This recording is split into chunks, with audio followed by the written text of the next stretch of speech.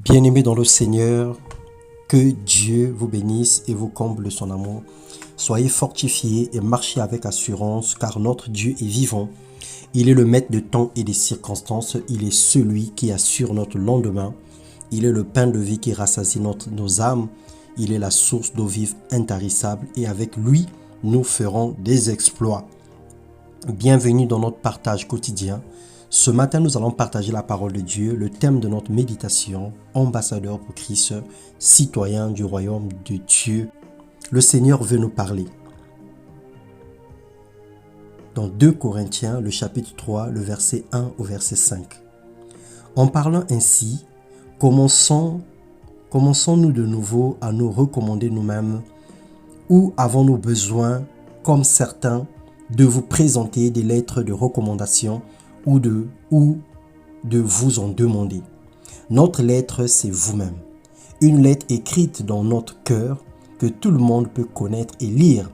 Il est évident que vous êtes une lettre que le Christ a confiée à notre ministère et il nous a fait écrire, non avec de l'encre, mais par l'Esprit du Dieu vivant. Non sur des tablettes de pierre, mais sur des tablettes de chair sur vos cœurs. Bien-aimés, la Bible interprète cette parole de la manière suivante. Nous, nos vies, nous sommes des lettres. Ça veut dire que lorsque nous marchons dans la rue, lorsque nous sommes hors de nos maisons, les gens lisent la parole de Dieu en nous. Les gens lisent le message de Christ en nous. Notre attitude, nos comportements, notre façon de faire communique un message au monde extérieur, telle une lettre. Telle est l'assurance que nous avons par le Christ devant Dieu. Cela ne veut pas dire que nous puissions nous considérer par nous-mêmes à la hauteur d'une telle tâche. Au contraire, notre capacité vient de Dieu. Bien-aimés du Seigneur, rappelons que Dieu soutient que nous quittions nos familles, que nous nous levons pour aller là où il nous conduit. Quel que soit le milieu où nous pouvons nous trouver, Dieu nous appelle à être des modèles. Il nous encourage à témoigner d'un comportement sain, irréprochable, même au milieu des non-croyants. Nous sommes faits à son image et à sa ressemblance, étant devenus ses ambassadeurs et ses représentants dans les nations, dans nos différents milieux professionnels ou scolaires, dans nos quartiers et voisinages, partout là où nous sommes. Dans 1 Pierre, le chapitre 2, le verset 11 au verset 17, il est écrit « Vous êtes dans ce monde comme des résidents temporaires, des hôtes de passage. C'est pourquoi, je vous le demande, ne cédez pas au désir de l'homme livré à lui-même.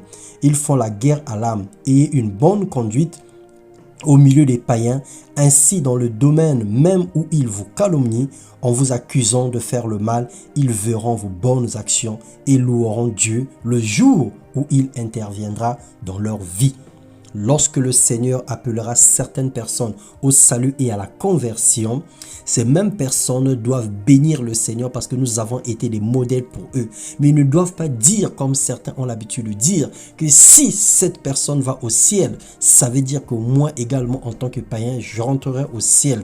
Simplement parce qu'en cette personne, on ne trouve pas un bon témoignage. En cette personne, on trouve que de la méchanceté. Cette personne est belliqueuse, cette personne est méchante, cette personne est insouciante, cette personne manifeste un comportement indigne au point où dans tout le quartier et dans tout le voisinage, les gens se plaignent d'elle.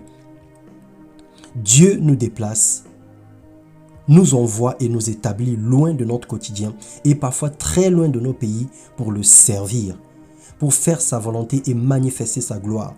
Ne change pas parce que tu sembles penser que personne ne te voit, parce que tu sembles te retrouver loin du quotidien. N'imite pas les habitudes des personnes que tu rencontres dans le nouveau pays ou territoire là où Dieu t'établit. Ne va pas auprès des dieux étrangers, ne consulte pas les morts, ne fais pas usage aux fétiches et à l'occultisme. Dieu t'appelle à influencer, à dominer, à ne pas avoir honte de lui et de toujours l'honorer et de vivre pour lui entièrement. Dieu veut que nous soyons ses imitateurs. Que Dieu vous bénisse, bien-aimés, ce matin. partout où foulera la plante de vos pieds, que le Seigneur vous en donne en possession, qu'il vous fasse voir sa gloire comme il a fait voir à Moïse et qu'il vous ouvre les portes dans le nom de Jésus-Christ. Que tout ce que nous allons entreprendre, que tout ce que nous allons toucher, que tout ce que nous allons désirer, que le Seigneur puisse nous en donner pour la gloire de son nom, parce que nous sommes des ambassadeurs pour Christ, nous sommes des citoyens du royaume de Dieu et tout a été créé par lui et pour lui. Et rien ne peut nous être refusé. Lorsque nous allons arriver quelque part, nous serons des diplomates et nous aurons les privilèges qu'un ambassadeur reçoit même à l'étranger. À l'étranger, tu es toujours chez toi parce que tu es ambassadeur. Dans n'importe quel pays du monde, dans n'importe quel quartier, tu es toujours enfant de Dieu.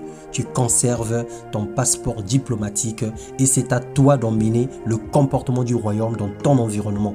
Tu ne vas pas être changé ou tu ne vas pas te faire influencer par le nouveau environnement, mais tu dois emmener l'attitude, le comportement du royaume là où tu es établi, afin que tout le monde sache qu'un citoyen du royaume est là.